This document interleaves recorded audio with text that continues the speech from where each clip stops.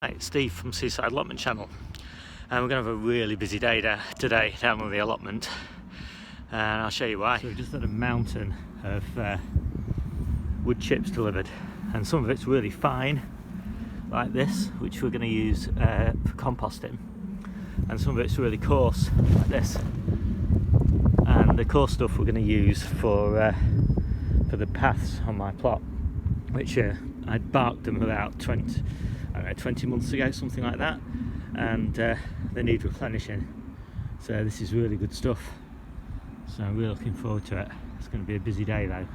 There's a lot of stuff here, and I'll show you what it ends up like. This is what I'm composting, and I'm going to fill this big bin, and if you look at it, it's lovely stuff.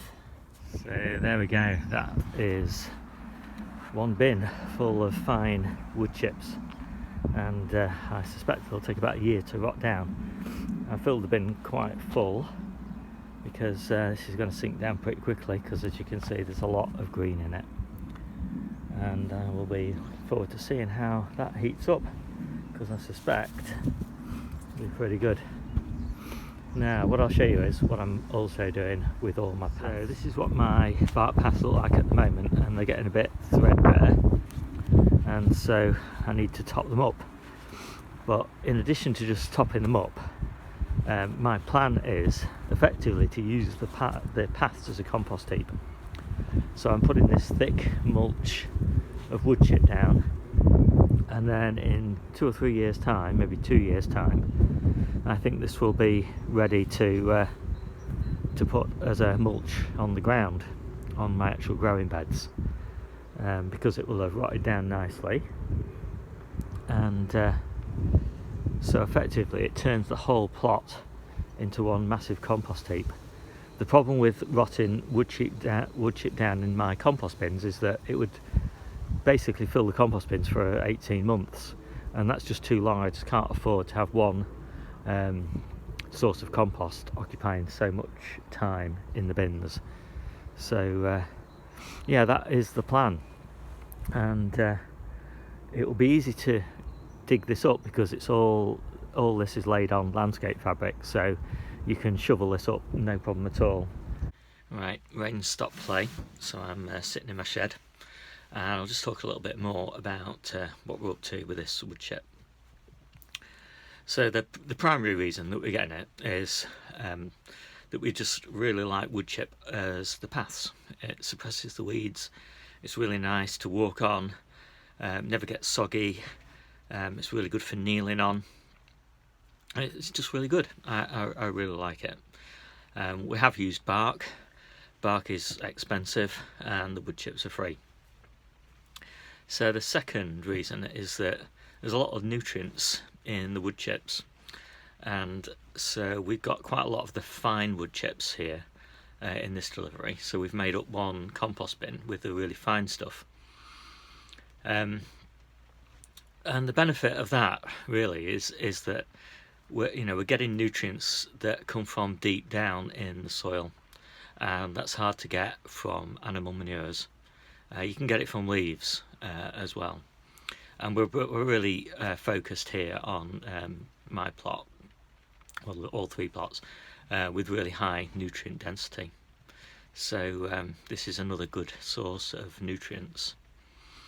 The problem with it is that it's fungally dominated compost that you get, and it takes a long time.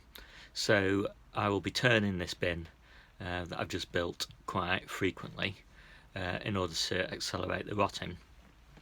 And I'll only be using it mixed in with other manures and spent mushroom compost and just garden waste, so that it's not dominated by the wood chips. So maybe it's a couple of shovelfuls of wood chips mixed with a couple of shovelfuls of well-rotted horse manure, and maybe some leaves and some seaweed and things like that. So it's a nice mix of all sorts of different things. So it's not too dominated by carbon. It's a good mix of nitrogen and carbon. Although in this bin that I've just built, there's a lot of nitrogen because there's a lot of greens in the mix.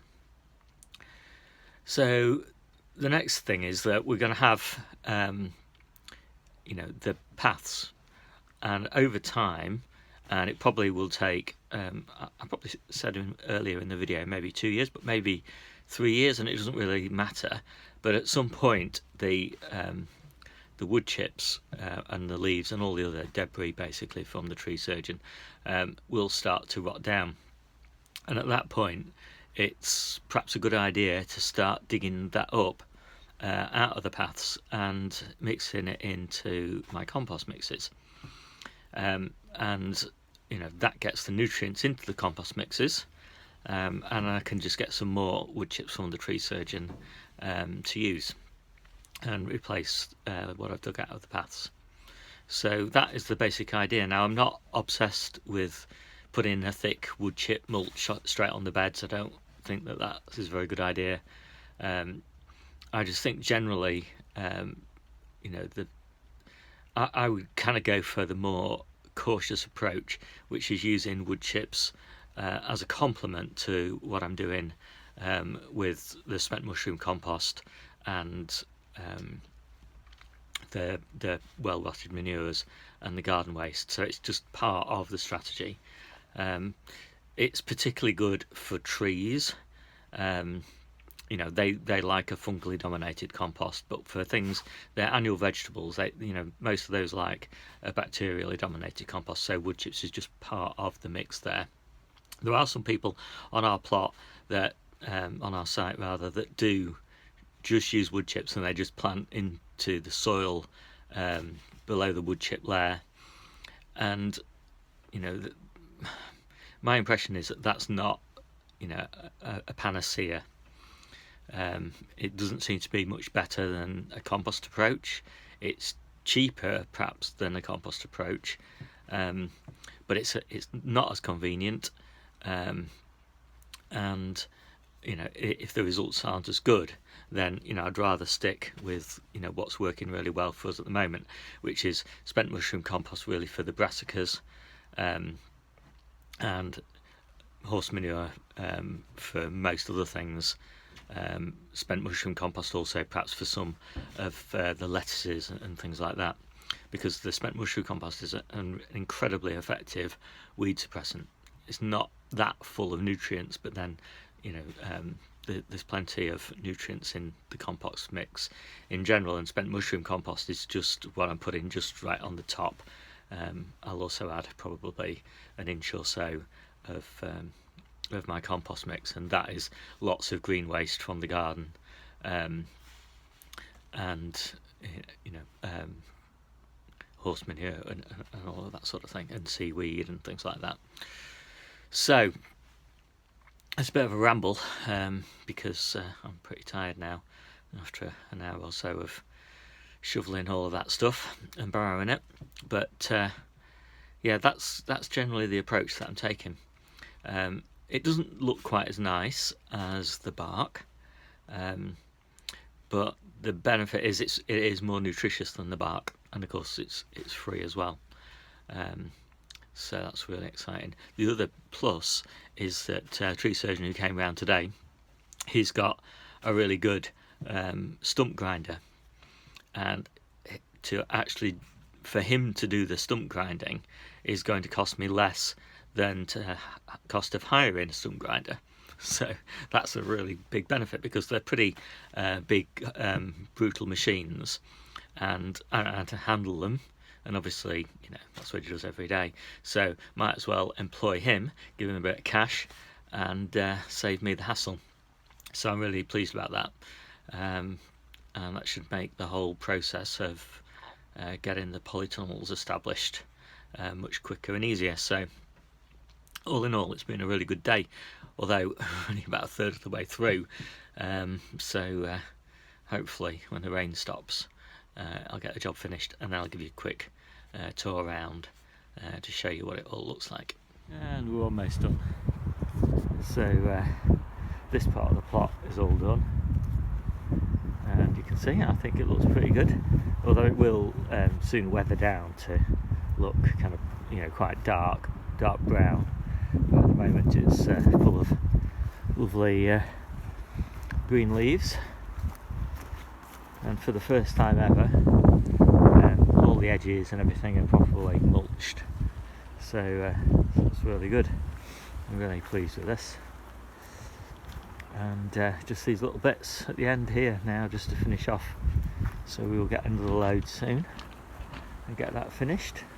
And then we've got some little bare areas on Jenny's plot to do as well.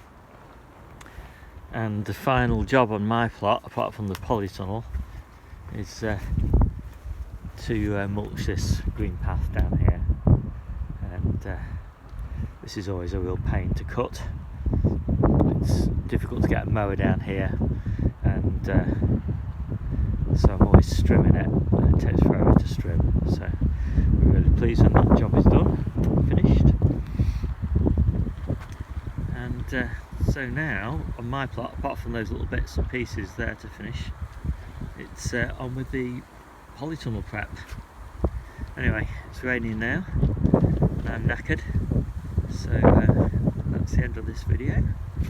And I really appreciate comments basically on what we've done here, because I know that there's quite a few people who are really into wood chips who follow my channel, and also arborists.